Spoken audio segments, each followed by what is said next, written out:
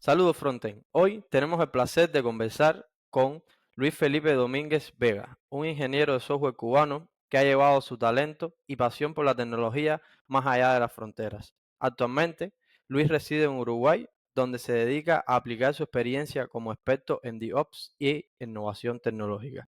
Un placer tenerte acá, Luis. Cuéntanos un poco más sobre ti. Bien, bueno, mi nombre completo es Luis Felipe, lo que generalmente siempre no me lo dicen completo, me dicen o Luis o Felipe, o acá a veces me dicen Felipao, porque como hay tanto problema no, tanto gusto por el fútbol, Ah, sí. Felipao era un técnico brasileño, y bueno, de manera general. Bueno, vengo de Matanzas, de Cuba.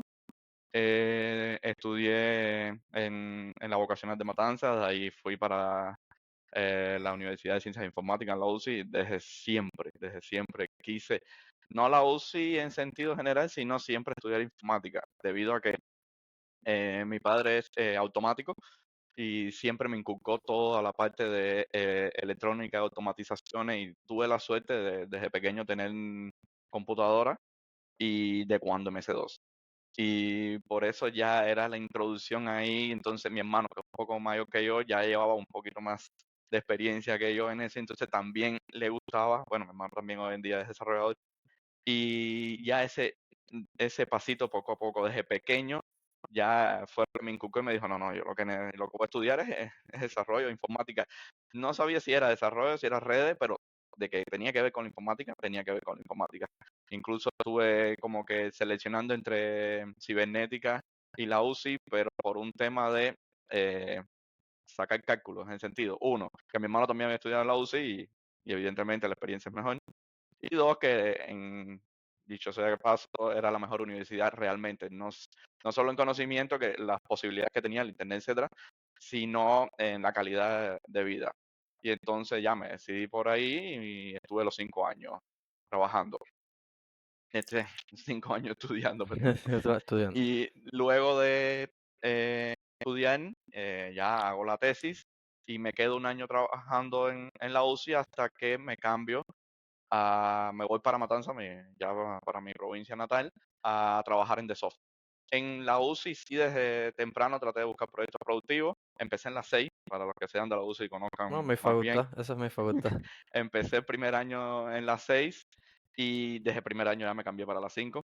No por ningún tipo de problema, sino que simplemente me hice amistades y eso que me dijeron, no, ven para las 5.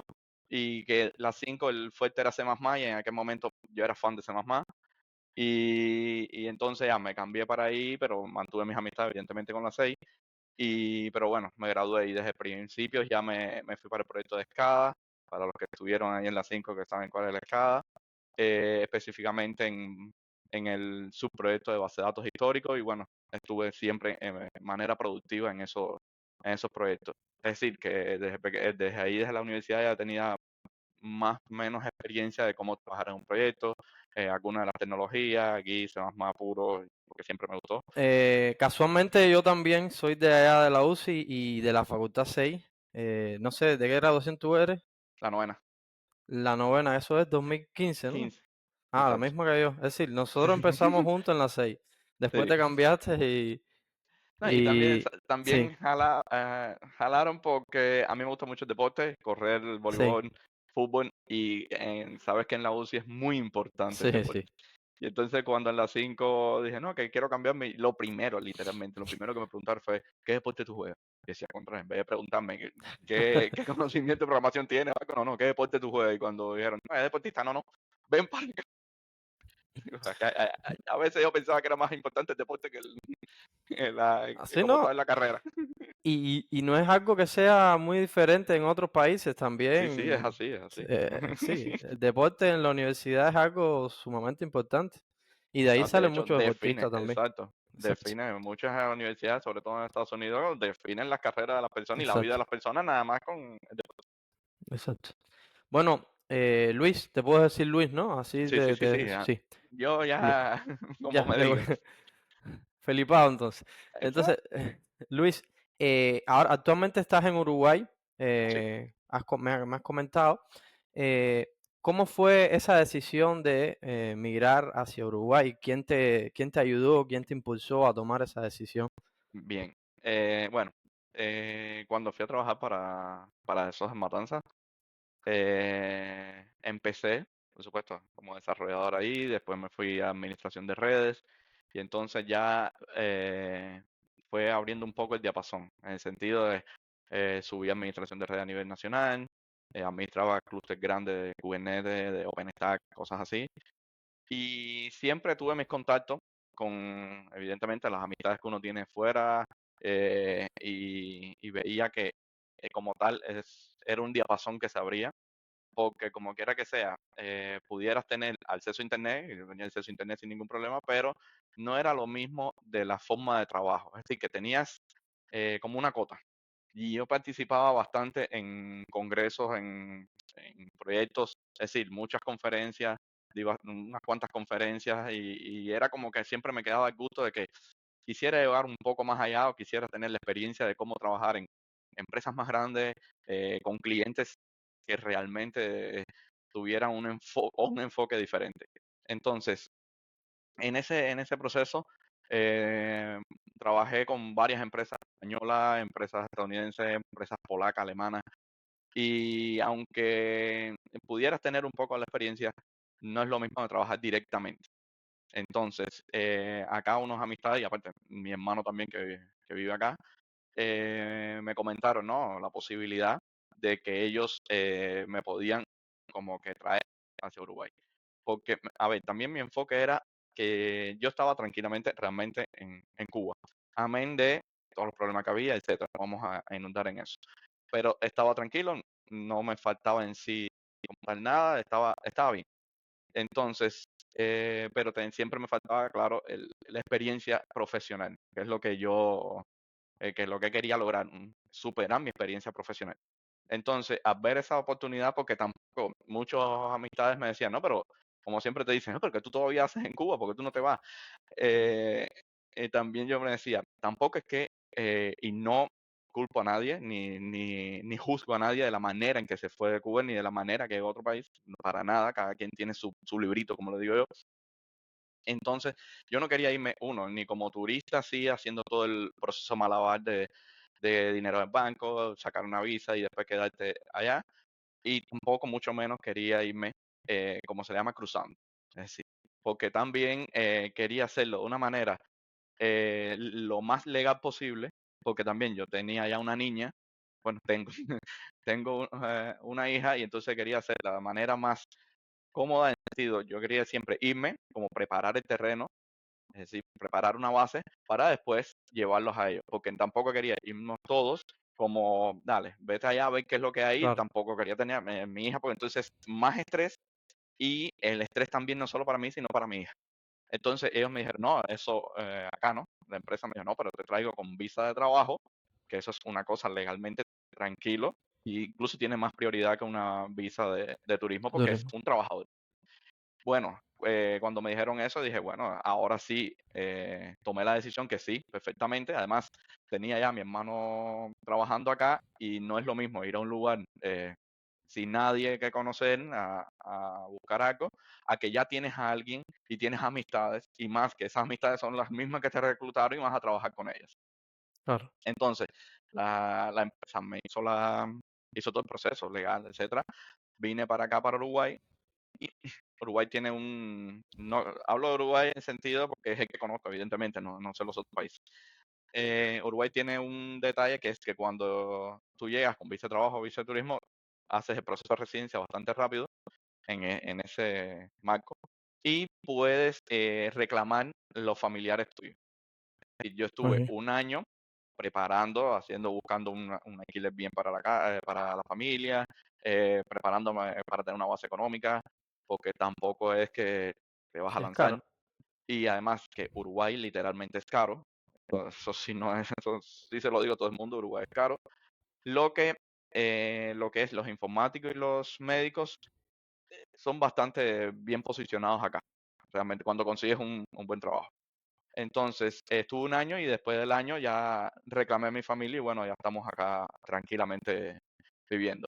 Por eso el proceso fue ese. Muchas amistades ahora me preguntan, no, ¿cómo fuiste para allá? ¿Cómo es buscar trabajo? ¿Cómo es brincando? ¿Cómo es cruzando? Y entonces yo les digo, no soy la mejor persona en que les puede decir cómo fue, porque suerte, entre comillas, porque no es que sea suerte, es que es la preparación de uno, porque ninguna empresa te va a contratar por suerte. Exacto, exacto, Y yo lo comento, mi proceso fue así, por tanto no te puedo decir uno. Lo de buscar trabajo porque vine directamente con trabajo, ya es una empresa que me trajo para acá. Y lo otro, saltando, buscando, no, porque ya fue un proceso bastante plano, bastante legal y fue muy llega a la embajada, haz el papel y ya todo eso estaba por detrás analizado. perfecto. No, esa experiencia tuya es totalmente válida porque muchas de las personas que han migrado lo han hecho de esa manera y creo que es de las mejores maneras que se puede hacer ese proceso de migración. Vamos a hablar un poquito, Luis, sobre tu experiencia personal y profesional desde que llegaste a Uruguay. Cuéntanos un Bi- poco cómo te has sentido, cuéntanos un poco cómo has evolucionado desde el punto de vista personal y profesional en tu carrera. Bien. Eh, la parte de que desde que llegué acá ya te cambia el proceso de pensar cómo se trabaja. A ver qué es lo que pasa. Allá en Cuba, yo estudiaba mucho como tal, la mejor manera de hacer las cosas, muchas tecnologías. Si hay que hacer tal cosa, uso Grafana y Prometheus. Si hay que hacer esto, OpenStack, si Kubernetes. Acá te cambia la visión, porque cuando tú estás en una empresa, acá sí se ve, acá y de manera general, en el mundo, Mm, realmente, tú haces las cosas enfocado en el cliente. Entonces, no, el cliente no está buscando de que si tú hiciste eso con Rust, lo hiciste con Java, lo hiciste con JavaScript, lo hiciste con... Él lo que necesita es algo rápido, barato y que funcione y tenga soporte. Entonces, claro, muchas veces allá uno decía, no, no, vamos a hacerlo con esta tecnología, aunque me lleve 2 meses. Vamos a hacerlo con esta tecnología que no lo sabe nadie, lo sabes tú nada más. Entonces lo hiciste, sí, queda muy bien, queda óptimo, queda perfecto, pero uno, lo sabes tú nada más. Si te vas de la empresa se quedó coja porque no tiene que darle soporte exactamente, o tiene que entrenar a alguien o pagar más por alguien que sepa nada más esa tecnología. Y acá ya uno fue empezando a decir, año, si eso lo hiciera con Rust, fuera mejor, pero no.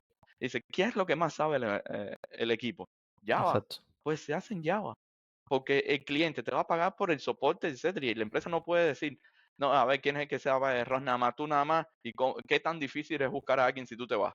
Porque aquí mm, realmente fluctúa, tú cambias de trabajo cada 5 minutos, cada 5 minutos entre comillas. Y entonces la empresa no se puede quedar coja y tiene que darle soporte a alguien. Entonces todo ese engranaje de un cliente, ya esa experiencia te va fomentando en la manera de trabajo. Que ya como hobby, como personal, por ejemplo, en mi caso, yo estudio mucho Rust y hago casi todas las cosas personales mías en Rust.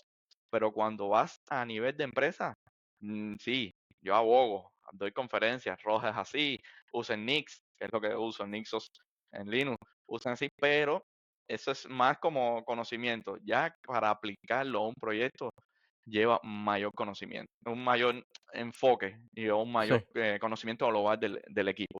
Entonces ese crecimiento fue bastante chocante en ese sentido, porque te cambia la perspectiva de ver los proyectos, la perspectiva de ver los procesos. Y también eso es lo que te va dando mucho preparación profesional, en sentido de no es tanto, ya llegas a un punto en que sabes de tecnología, sí, perfecto, sabes cómo trabaja Promo, sabes cómo trabaja todo, pero ya esa pared tú la creces y sigues para allá con a lo que se le llama soft skill, o modernamente se le llaman power skill, que es sí, ya no es tanto de tecnología, el conocimiento que tú tengas, sino cómo tú te desempeñas en el equipo, cómo tú manejas un equipo, cómo te desempeñas con un cliente. Y ese juego ya forma parte de, no importa tanto cuánto tú sepas de programación, cuánto tú sepas de DevOps, cuánto tú sepas de redes, sino cómo te comportas para agarrar ese conocimiento y aplicarlo a ganancias de una empresa. Y ahí ese conocimiento es el que se logra cuando estás acá en unas empresas grandes y es lo que yo andaba buscando también. Y he aprendido enormemente, no solo, siendo sincero, no he aprendido tanto de tecnología, en cierto sentido, poniéndolo en una balanza, versus a lo que he aprendido en seniority de ese nivel. Es decir, cómo administrar equipos, cómo llevar un proyecto y cómo seleccionar tecnología de un proyecto de cara a un cliente y de cara a algo soportable. No, y es muy cierto lo que dices, cuando tú trabajas con una empresa grande que ya tiene sus pautas ya establecidas, que ya tiene ya sus equipos de desarrollo, sus líderes técnicos bien establecidos, tú tienes que ajustarte a las pretensiones que ellos tienen, que no son pretensiones que han sido, que surgieron de pronto, ¿no? Son Exacto. que han evolucionado y que han hecho a la empresa estar en donde están ¿Dónde está? actualmente.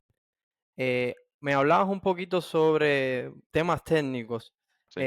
Quisiera abordar un poquito más cómo es tu proceso de adquirir conocimientos técnicos y Bien, cómo te ha creado toda esta pasión de tema de administración de sistemas, de todo este tema de dispositivos electrónicos, etcétera. bien. Bueno, como te comentaba, mi papá es automático y desde pequeño ya yo siempre veía como él, claro, las cosas de la casa las arreglaba él y cosas así. Entonces, desde pequeño siempre me ha gustado mucho eso, soldar circuitos, ver circuitos, desarmar circuitos. Eso me gustaba a mí, pero no tanto a mis padres, evidentemente, porque cuando pequeño desarmaba de todo. Y evidentemente cuando se rompía algo, eso estaba así. Y no, era que desarmaba y entonces uno es pequeño y dice, lo amo de nuevo y eso se rompió, pero bueno, eso no tiene que ver conmigo. Y entonces, pero siempre me gustó ese mundo. Y, por ejemplo, en lo que es programación, empecé desde la primaria a programar con un libro de Pascal y C. Es decir, que ya desde de pequeño me gustaba programar y estaba teniendo experiencia con eso. Y, y también se me liga mucho a Linux. ¿Por qué? Mi papá estaba suscrito a una revista que se llama PC World. No sé, hoy en día no lo he buscado más, pero en aquel momento era una revista que tenía todas las tecnologías que había salido en el mercado, era una revista española, pero traían siempre 2 CD de regalo. Un CD con softwares, shareware, freeware, de dominio público, como ellos lo ponían, que eran aplicaciones libres. Yo en aquel momento, evidentemente, primaria, no sé yo de GPL, GNU, nada de eso. Pero tenía uno que traía exactamente el código fuente del kernel de Linux, 2.4 algo así. Y yo siempre me decía, contra, me recuerdo como yo decía, esto me llama la atención porque ¿qué es esto? Y ya desde ese momento empecé a meter todo el proceso de compilar kernel desde allá. Y entonces ya eso es como, fue con mi crecimiento. Y hay muchas personas que me dicen, no, pero ¿por qué tú estás enfrascado en Linux? Pero es como si es lo primero que haya visto. Ya Claro, eso está en mi ADN, a hacer ese tipo de conocimiento. Y aparte, lo que acarrea el Linux, en sentido del software libre, abogo mucho por eso porque me gusta mucho el conocimiento compartido. Y siempre abogo como diciendo, las personas que no les gusta compartir conocimiento, yo siempre les digo, bueno, tú aprendiste porque alguien lo compartió. Así que no exacto, tienes mucho derecho al conocimiento y de cerrarte con el conocimiento. Así no se desarrolla una sociedad. Pero bueno, eso es problema de cada cual. Por eso es que ese mundo de open source, Linux, etcétera, no, aunque en los canales más privados y eso siempre en jerga y chivando, como decimos los cubanos, critico a Windows, critico a Apple y todas esas cosas, no. A nivel profesional, sí lo digo, son otros sistemas operativos, muy buenos sistemas operativos, que simplemente mi gusto es por Linux. Y no claro, critico a nadie públicamente de que seleccione uno u otro por encima del que te gusta a ti, porque la cuestión es esa, y más sobre todo los debates técnicos, es lo mejor. Lo que más me gusta a mí siempre es los debates técnicos porque ves los puntos de vista de cada cual. Ahora, el proceso mío de aprendizaje es simplemente lo que se le llama en Cuba el cacharreo. Es, voy a probar lo que salga, lo que hay, para ver qué es lo que hace. No importa si está verde, amarillo, si no funciona mucho, a veces me agarra el rabbit hole de que empiezo por una tecnología y termino por algo completamente distinto. Empiezo a compilar el programa, explota el programa porque al final no es nada productivo ni nada, pero trato de arreglarlo y lo hago. Y aunque al final no te da nada en sentido que el programita no servía o algo, pero tomas experiencia de ese exacto. proceso. ¿Y qué es lo que pasa muchas veces? Que entonces en la vida profesional también ¿Te ayuda en qué? Muchas veces me ha pasado, me comentan compañeros de trabajo o a nivel profesional que tengo que arreglar algún fuego, y cuando veo el error, ya me ha pasado eso en mis cacharreos, Es perfecto, y entonces digo, exacto. eso es por acá, y se arregla rápido. Y entonces cuando me preguntan, no, pero ¿cómo tú puedes, nada más viendo el error, ya sabes lo que pasa? Y digo, porque me paso la vida Exacto. inventando, compilando, viendo errores, y eso empezó desde pequeño también, en sentido de que, bueno, como uno tenía computadora en la casa y es muy cacharrero, era, trata de hacer esto, explota, y también una de las cosas que me hacían era trancarme la computadora. Y el trancarte la computadora vas a tratar de buscar la manera de destrancarla. Y entonces eso como que te fuerza a buscar otras vías, te fuerza a hacer otros aspectos. Porque también no solo es en la parte soft. Mm, Cuando yo veía lo de electrónica, me gusta también lo de hardware. Y ya veía todo lo que los microcontroladores, la programación de los microcontroladores, todo lo que fuera automatizable, el IoT, cuando que yo muy pequeño no existía como tal ese término. Pero bueno, ya fue creciendo y interconectar redes y cuestiones así. Por eso es que en la universidad en sí no me enfoqué mucho en la programación. Es decir, yo hacía las pruebas de suficiencia de programación para no ir a las clases, aunque iba a las clases, pero para no ir a las clases de programación, pero me enfrascaba en aprender otra cosa por encima, ya sea ingeniería de software o ya fuera redes en sí, hacer pruebas de redes, hackinético, como se decía, pues de hecho, en mi año se fundó Sí, yo, una de yo hackinético. participé también bastante. Eso, una propuesta que le había hecho ¿cómo se llama? Rosado, creo que cuando aquello era el jefe de seguridad de redes, porque la Wi-Fi de la UCI tenía un agujero así. Y entonces un día le dije, no, mira, ya eso era graduado. Mira, tienes esto, ¿por qué tú no fundas a alguien? Y entonces lo que hace es fomentar eso y vas a encontrar personas porque hay muchas personas también que saben mucho, pero son muy introvertidos. Es decir, saben mucho, pero están en su mundo. ¿No? Trata de Claro. buscarlo, tampoco es, si alguien sabe mucho, no es atacarlo, sino que darle la oportunidad que exprese ese conocimiento, que se instruya más y vas a lograr mejores resultados. Sí, porque después peor, ¿no? Estás Claro, porque conteniendo a esa después persona te que, va a salir mal. En vez de aprovechar ese conocimiento y a aplicarlo en algo bueno, entre comillas, esa persona puede que se ponga una espiral y lo que va a salir es algo que claro, incluso que sea malo para él mismo. Entonces, por eso ese enfoque ya de desarrollo lo dejé un poco, no de lado, sino era como que yo decía, ya desarrollo, llevo muchos años desarrollando, pero quiero enfocarme ya en la parte de despliegue, producción, administración de servidores. Y ahí en la universidad fue cuando empecé a ver todo lo que era Docker, casi grabándome ya, viendo bien que era Kubernetes. Y era tratar de unir esos dos mundos, sin saber que era DevOps en aquel momento, ya estaba tratando de unir la parte de conocimiento de desarrollo con la parte de conocimiento de despliegue. Y entonces veía que siempre había un choque, en el sentido de que los desarrolladores, evidentemente, desarrollaban, valga la redundancia, y cuando le tocaba al personal de operaciones, es decir, desplegar ese desarrollo, era siempre choque. A los desarrolladores, no, que no hicieron esto y la configuración, y los desarrolladores, no, pero es que tú no sabes desplegarlo y esto es así.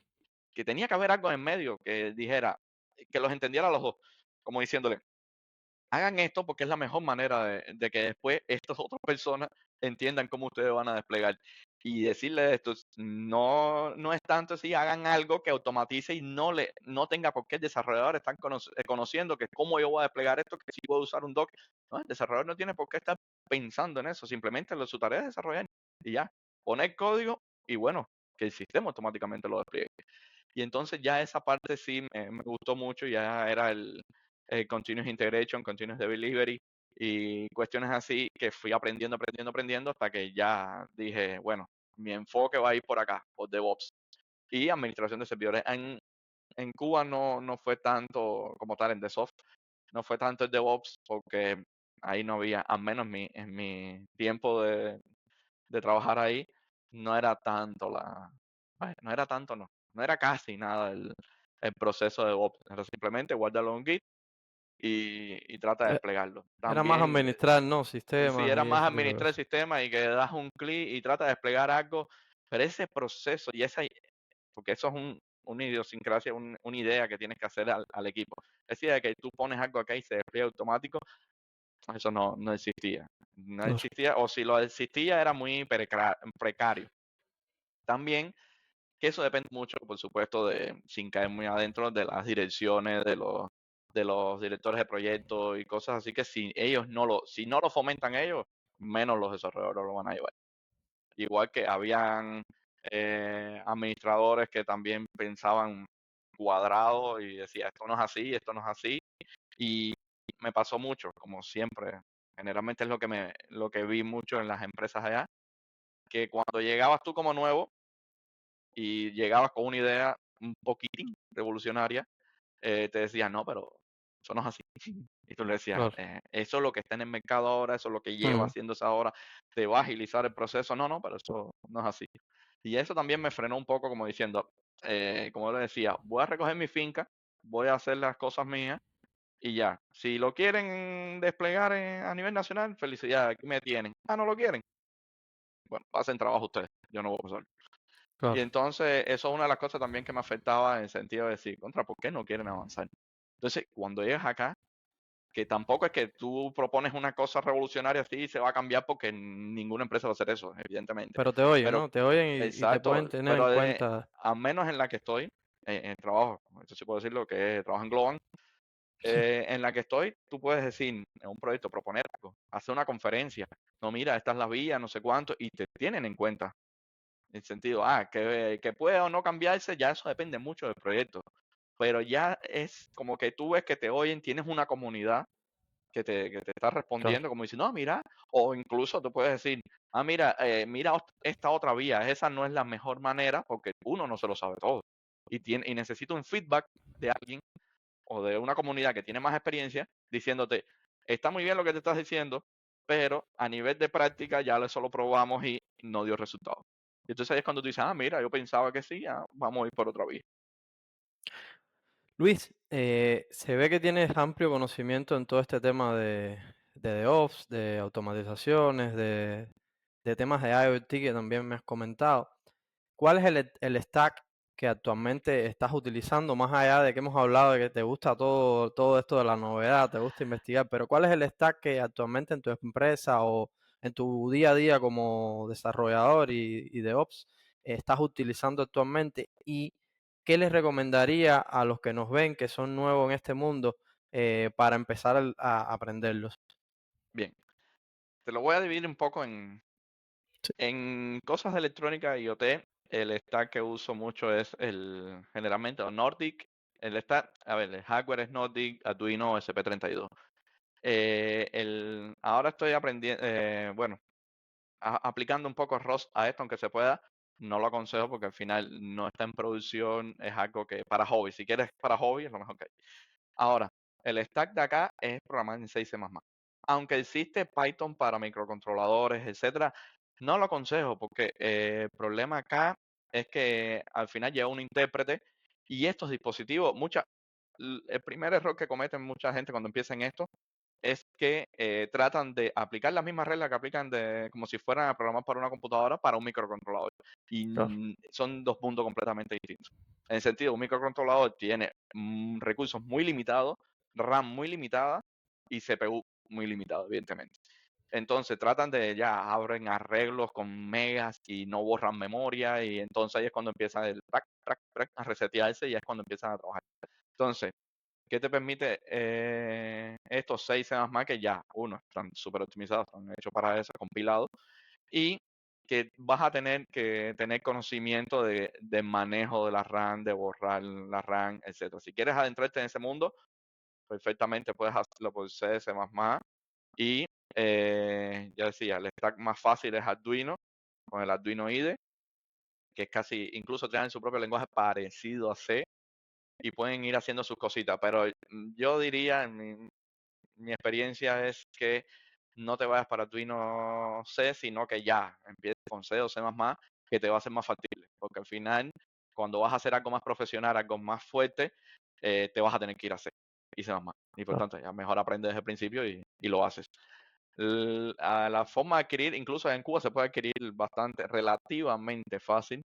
En Revolut y eso los venden, los Arduino, donde lo conectes y empiezas a hacer tus cositas con LED y eso. Al que le gusta ese tipo de automatización, le va a encantar, porque ver ya no es lo mismo ver en una computadora que tiene Hola Mundo, ¿no? A ver algo físico que ya se te está encendiendo una luz, apagando una luz, pones un relé y apagas la luz y enciendes la luz de la casa y cuestiones así.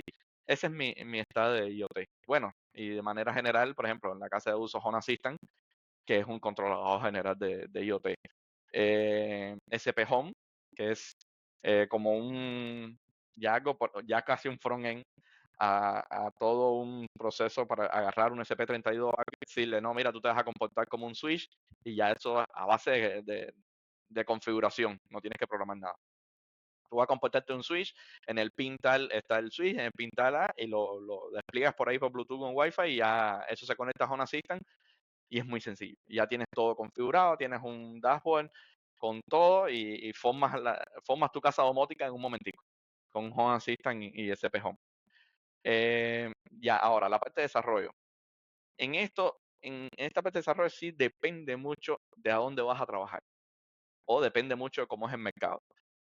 Yo no me fijo en el mercado, realmente, pero eso es muy personal mío, en el sentido de que yo cuando empecé a programar, no es que yo estaba programando por un mercado. Por eso es que no me fijo en el mercado. Ya empecé a programar con C, Pascal, después empecé de C++, Java, Python y tengo un reguero de lenguaje que he programado que ya es cuestión de que tú necesitas. Pepe, bueno, aprendemos Pepe, porque cuando ya conoces la base de programación, que es lo que Exacto. aconsejo, aprender la base de programación, no es que sea pseudocódigo, sino todo lo que es cómo trabaja un compilador en el sentido de cómo trabaja un lenguaje, te va a dar la base para tú aprender cualquier lenguaje sin tener que estar sin pasar mucho trabajo. Ahora, mi stack hoy en día es Rust, que lo estoy usando profesionalmente. Rust, Java, C, Python para los scripts y así. Ese es el stack mío profesional actualmente. Es en lo que yo me muevo actualmente. Pero ahora, en la persona que va a aprender, que no sabe nada, en realidad que no sabe nada y quiere aprender, simplemente es enfocarse qué es lo que quiere ser. Hay muchas personas que le gusta el diseño, le gusta hacer páginas web, y evidentemente esa persona no tiene por qué estar aprendiendo SEO, C++, porque no le va a Claro. hacer mucho uso. Por tanto, lo primero es, ¿qué quieres hacer? Ah, ¿quieres hacer páginas web? Lo tuyo es HTML, JavaScript y CSS. No aprendas más nada, en sentido. Ahora, ahí entramos en el mundo del JS, en el sentido de que, no, ¿qué framework voy a usar? No, sin Nextjs, sin Nux.js, yo lo miro desde mi punto de vista es busca el que mejor comunidad tenga y que mejor documentación tenga. En sentido, no te guíes mucho por los rants que hay por ahí. No, que si Angular es malísimo, que si no es Claro. óptimo. Perfecto, genial, eso es su opinión. Ahora, si tú vas para un lugar donde te dicen, mira, tenemos PHP, a mí no me gusta PHP en lo personal, pero bueno. Si un lugar donde te dicen, mira, vamos a hacer una página web en PHP. Si eso es lo que te da, como decimos los cubanos, los frijoles, PHP es el Es- mejor. Es así de Exacto. sencillo. Después en la comunidad, con las amistades, en los grupos, tú empiezas a hacer el run de PHP, que si no, como decimos, si no sirve, que si no, eso ya es otra cosa. Pero si es lo que te da los frijoles, a mí nadie me quita PHP. Así de sencillo. Exacto. Entonces, por eso es que no es que aconseje decirte ahora, aprende Rust. No, no. Aprende lo que te va a dar los frijoles. Exacto. Aprende en dependencia de lo que tú veas en el mercado. Ahora, hay mucha gente que dice, no, lo que más hay en el mercado es JavaScript. Puede ser, puede no ser.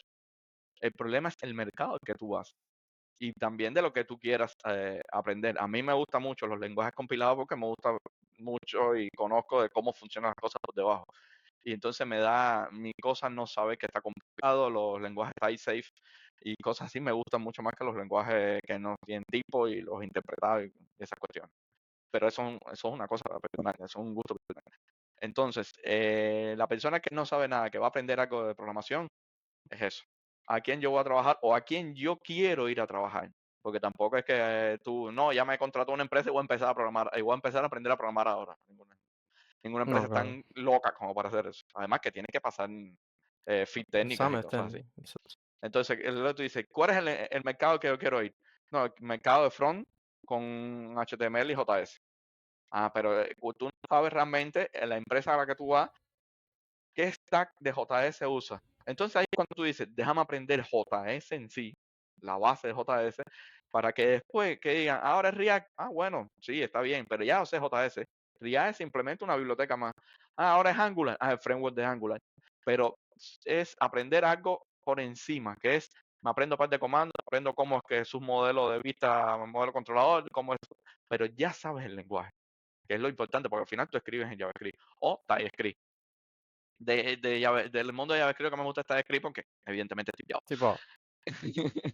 Y esa es la parte en que le aconsejo a las personas en el desarrollo. La parte de administración de servidores, ya aconsejo hay mucho en también al enfoque a donde tú vas a ir. Hay empresas donde tú vas a ir y te vas a decir es Windows. Yo lo que uso es Windows Server. En menor medida, pero bueno, es Windows Server. Ya eso sí, tú quieres ir. En lo personal, no me lanzo para ninguna empresa que use Windows Server. Eso es entre comillas, porque al final uno no No, sabe dónde va a si estar. tienes la necesidad y lo tienes que Exacto. Uno no hacer, sabe dónde va terminas a estar, haciendo. uno no sabe la necesidad que tenga.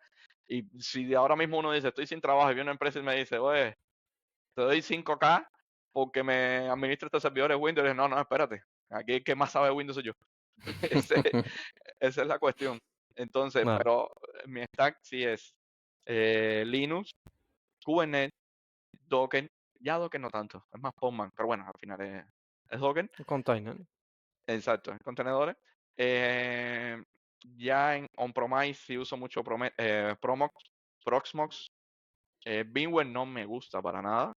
Una vez tuve un rant discutiendo eh, en un espacio cerrado que uno decía que VMware era Hypervisor nivel 1 y que KVM de Linux no, y estaba más errado el otro. Pues, KVM de Linux sí es un Hypervisor nivel 1. Pero VMware no me gusta en el sentido de que aunque tenga soporte, a ver, es como todo. VMware es una empresa, aunque ahora la compró otra empresa, entonces ya eso me da medida como diciendo, "Bueno, ya eso va a ir medio decayendo". Pero bueno, hay empresas que tú dices, compran VMware no porque sea mejor que KVM o no porque sea mejor que Proxmox, sino es porque tienen soporte. Y las empresas muchas veces dicen, yo no estoy comprando este software o comprando esta tecnología porque sea mejor o peor, sino porque hay alguien al que yo le puedo tocar la puerta y decirle, arréglame este problema. Porque tú, por ejemplo, aunque Prosmo tiene suscripciones, pero hazte la idea, tienes un equipo de 2 personas.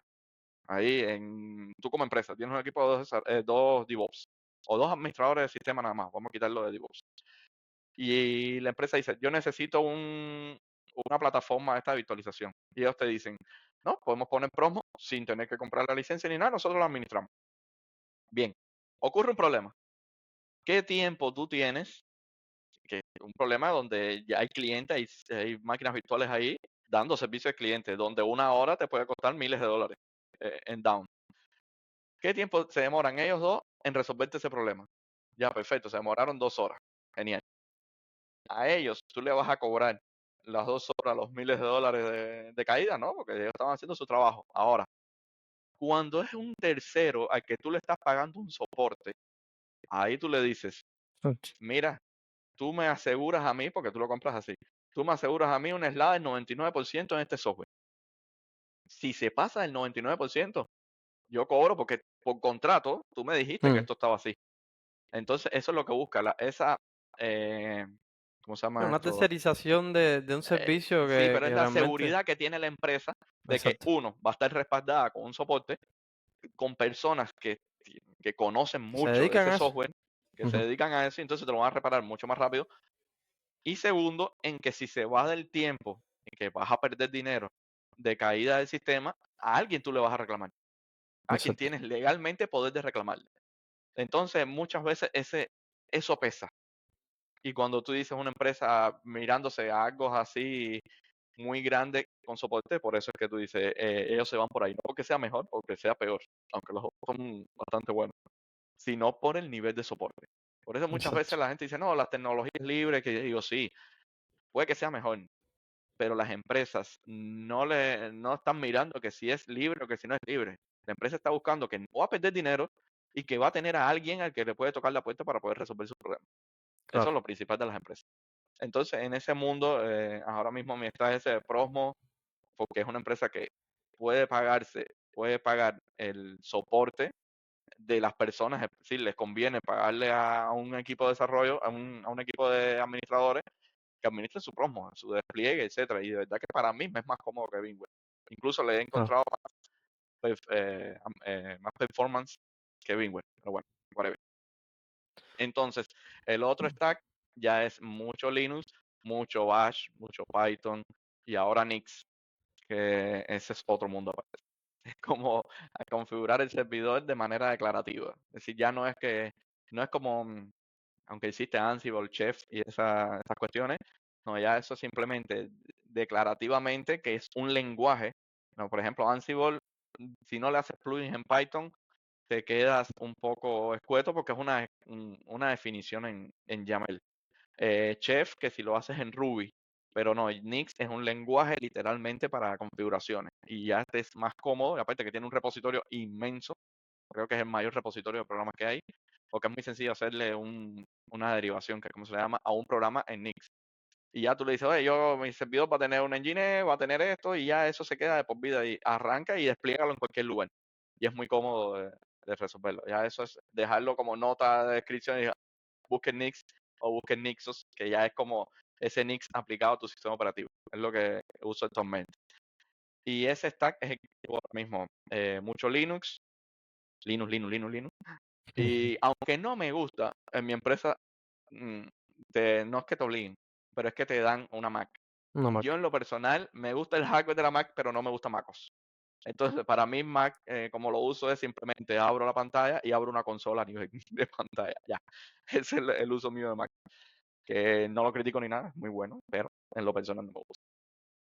Eso, ese es el stack de Linux así, Kubernetes con Rancher, RKE2, que es el que aconsejo entre comillas, porque me ha dado muy, muy buenos resultados en producción. Lleva años, tengo clúster años sin tocar y están ahí sin ningún tipo de problema. Incluso los he actualizado a versiones superiores y nunca he tenido un down de los servidores. Se mantienen eh, con bastante performance, es decir, que no consumen muchos recursos y así. Hay otros servicios como EKS que ya son de Amazon o GKS que es de Google. No están mal, evidentemente, porque te quitas el costo de tener un administrador que te atienda a esos servidores y simplemente te enfocas nada más en desplegar. No es que está mal, pero a mí me gusta, como siempre, hacer las cosas Claro. viendo como eso. Evidentemente, hay veces que Saber, yo también prefiero saber una cómo EKS. funciona y hacerlo. Exacto, hay veces que yo prefiero una EKS porque no estoy para poder, levanto un servidor, levanto un máster y dale para allá. No, ya simplemente clic y ya lo hiciste. Pero bueno, aconsejo en el sentido de esas veces porque el saber cómo funciona algo te da mucho mayor vista sobre algo que estás trabajando. Porque cuando Mm, algo explota y no sabías por ejemplo, exactamente. cómo se levanta un Kubernetes de cero, tú dices algo explota y tú dices, ¿y esto cómo es? ¿Y aquí qué me está diciendo? ¿Y esto por dónde es? No tienes ni un punto de referencia como decir, voy a empezar de aquí a buscar el problema. Entonces, eso es la veces que es una de las cosas, creo que me voy un poco del tema, pero muchas de las No, no, cosas no, dale, dale. que yo le veo no mal a la IA, sino que es un resultado esperado del IA. Que muchas veces hoy en día ya los que están empezando en esto es simplemente voy a ChatGPT, escribo cómo hacer las cosas y ya, copy y pego. ¿Explotó? Bueno, voy para ChatGPT de nuevo, me explotó. Pero no saben por qué está explotando, no saben cómo funcionan las cosas por debajo. Entonces, ese es el software que después vamos a consumir nosotros. Exacto. Y ahí es cuando empieza ya el problema que en vez de, yo no digo que no se use, evidentemente, lo que digo es sí, úsalo, pero conoce ¿Cómo cómo trabaja. De usarlo? hecho, Exacto. pregúntale a ella misma cómo funcionan las cosas por debajo. Y, y más o menos te vas a dar Para un eso, conocimiento. para eso sobre todo es lo más que yo en mi día a día lo uso, ¿no? Para explicarme con elementos o que no conozco o que quiero abordar un poco más, ¿no? Yo lo Eh, uso bastante para, uno, tareas repetitivas que me cansan. sí, exacto. En el sentido de que, mira, ya es lo que digo, uno sabe cómo hacerlo, pero tareas tontas que tú no tienes que no gastar tu tiempo exacto. en pensar, oye, genérame un mock de data de tantos. Sí, Como que yo le paso, muchas veces le he agarrado para hacer los tests, agarro la struct mía en exacto, ROS, se la pongo a leer, mira, hazme un test para este struct. Y ya él hace todo lo del random, no sé qué, y ya. Uno sabe cómo exacto, hacer eso, lo que exacto, te ahorra un tiempo enorme. Igual que hay veces que uno dice, mira, tengo este algoritmo, trata de buscármele un error, búscamele otra forma y te da otro enfoque. Pero no puede ser que si tú, sin tú saber, te pongas ya, porque vas a crear una falsa sensación de que sabes, una falsa exacto, sensación de que te puedes lanzar en lo profesional, y en lo profesional es, vas a hacer el software, puede que hagas el software, puede que vendas el software, pero si hay un cliente que te dice, me explotó esto y no sé qué, y tú no sabes nada, ahí entonces el ahí cliente está el tiene problema. que responderle. Y ahí es cuando empieza tu nivel de estrés, decir, ay, pero si yo no sé, y que explota. Y entonces uno tiene que vivir tranquilo, realmente como diciendo, yo tengo el conocimiento para hacerlo, ahora, ¿cuáles son mis herramientas para apoyarme en ellas? La IA, el IDE, etcétera, etcétera. No puede ser que yo dependa literalmente de un IA, aunque Exacto. en un futuro casi siempre se puede que sea así, que hazme tal cosa, pero no. Yo digo que el conocimiento es poder. Si tú sabes cómo funcionan las cosas, te da una visión más global de los aspectos. Es que básicamente eso es lo que te puede diferenciar entre ser, no quiero ser absoluto, ¿no? Entre Sí, ser en tu rama, ¿no? Tener un seniority alto y básicamente ser un junior o un semi-senior que lo que ha hecho es básicamente usar las herramientas, ¿no? exacto. Eh, tú Una tienes, de las cuestiones que he aprendido sí, acá sobre ese aspecto de junior, senior, etcétera, muchas veces las personas dicen, senior es que ya está a un nivel superior de que sabe mucho, y no necesariamente. no es ese el aspecto. Ya uno llega a nivel técnico a un punto. Es decir, que tú conoces la tecnología. Ah, hay alguien que conoce más que tú la tecnología, alguien que conoce un poco menos que tú la tecnología, Perfectamente. perfecto. Pero ya cuando tú llegas a senior, no es cuestión de que tú conoces más que él en tecnología, sino es que tienes más experiencia profesional en él en ese aspecto. Como diciéndote, yo sé, un ejemplo hipotético, ¿no? Yo sé que lo que tú me estás diciendo es mejor, es más óptimo, es no sé cuánto, pero en la práctica, cuando venga uno nuevo, va a entender mejor esto que estoy haciendo, que a efectos del cliente, por ponerte 10 milisegundos, no le va a hacer nada, pero a efectos de una nueva integrante del equipo, sí le va a reponer 2 días de aprendizaje. Exacto. Entonces, ahí es cuando uno pone peso, cuando dice, no, pero el senior ya sabe lo que te está diciendo, ya pasó por ese paso. Exacto. Ya Entonces, tiene experiencia, exacto, el junior a ya ha veces llega, acumulado, ya. Sí, el junior a veces llega, que no está mal, evidentemente. Y otra cosa también, los seniors tienen que escuchar mucho a los juniors, porque llegan con otras ideas frescas, otras ideas como diciéndote, mira, encontré esto, y ahí el junior, es que es el proceso de aprendizaje. El junior es cuando va a aprender y dice, ah, mira, mire, sí, es verdad, pero entonces, como dice él, que en la experiencia, pero ya tiene ese conocimiento, porque he encontrado lugares, he tenido compañeros de trabajo que son que son seniors igual, pero entonces cuando viene un junior le dice, ah, no, y lo atacan, y dicen, ah, tú no sabes nada. Y él le ha explicado, no es así, porque tú fuiste junior en algún momento. Uno no nace siendo senior. Entonces, y muchas veces uno junior es lo otro. A veces uno junior que llegaba con tremendas ideas, como revolucionarias para uno, y cuando esa persona te atacaba, ya tú lo que hacías era cerrarte y decir, ah, pero no. Y eso depende también de la persona, evidentemente. Eso, para mí atacarme, eso era, ah, no, lo que tú digas, está bien, perfecto. Yo seguía haciendo ujú, lo mío. Pero en vez de decirle, mira, sentate acá, vamos a ver, esta es la vía, mira, lo que tú me propones, y entonces tú decirles ahí, mira, lo que me propones está bien, pero a nivel práctico, a nivel, y entonces tú lo ves que el cambio de ellos, primero, te gana su respeto, evidentemente, y exacto. segundo, que van aprendiendo, van subiendo su nivel de seniority. ¿Para qué? Porque ese camino hay que aprenderlo. Y muchas veces el camino ese se aprende mejor con choque, claro, nunca tratar de romper producción, pero lo aprendes con choques, Pero se hace, sí, pero se sí, hace. con choques, y si tienes a alguien, generalmente un senior, que te puede ayudar y te lleva de la mano, perfecto, mejor todavía, va a ser mejor tu proceso de aprendizaje. Oye, Luis, ¿Tienes alguna anécdota que quieras compartir con nosotros? ¿Alguna experiencia que hayas tenido colaborando o aportando a algún repositorio de software libre o algo así? Bueno, he tenido varias con respecto a haciendo pull requests a varios proyectos como KDevelop. Es decir, muchas veces son de las herramientas que uno usa y encuentra los problemas y gracias al software libre, en sentido de que le subes pull requests a GitHub y te lo aceptan. Pero el que más yo añoro y realmente lo tengo casi como un cuadrito, como para poner, es que te hago el recuento de que lo que pasó. Empieza la salida de kernel 4. Yo estaba en la universidad todavía. Salí de kernel 4 y tenía en mi laptop tenía una tarjeta Realtek de Wi-Fi. Entonces trato de hacer AP y aquello hace un kernel panic, explota todo aquello y yo, por Dios. Y era en un momento en que necesitaba hacer AP, es decir, que era crítico. Va y explota y explota y va. Y entonces cuando veo kernel panic te saca toda la información donde explotó y eso, y dije, déjame hacer el proceso como para aprender también, ¿no? Mm. Déjame hacer el proceso de parchear el kernel para ver cómo es todo esto. Bueno, en resumen, busco el código fuente, busco dónde es, la función que era, me fijé que era que no estaban inicializando una estructura ahí que tenían que inicializar para un tipo de driver específico. Bueno, hago mi parche, lo pruebo compilo el kernel, porque eso es otra cosa, mi deporte nacional es compilar el kernel, yo me paso la vida compilando el kernel, haciendo cosas, porque me gusta, es cuestión así. Entonces, compilo el kernel, veo que puedo dar AP, funciona todo de maravilla.